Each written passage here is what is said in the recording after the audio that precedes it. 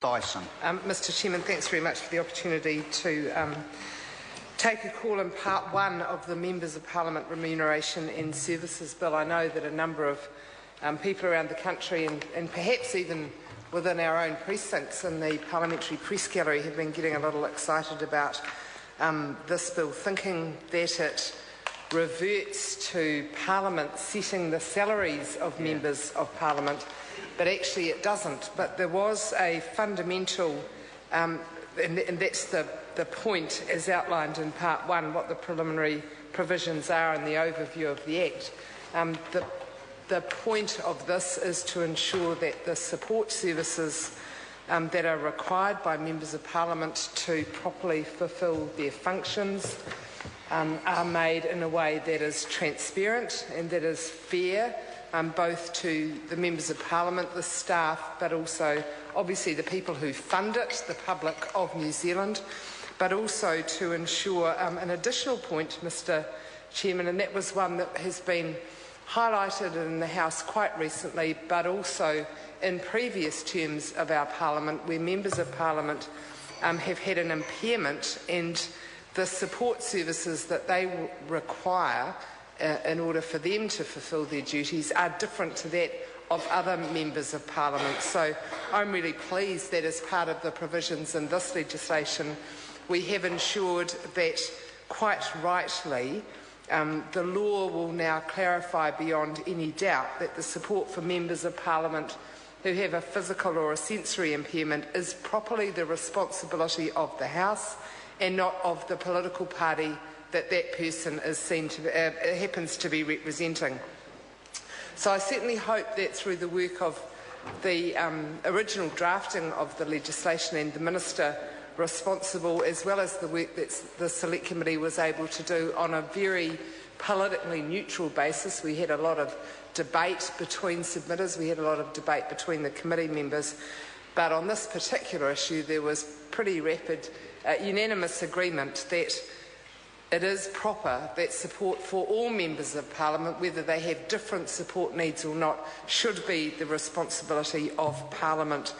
We hope that this sends a really clear message to disabled members of our community who may have been in the past put off from being members of our Parliament because of, feeling as if they might have some spotlight shone on them and not be able to perform their duties in the way that they would want to as an elected representative.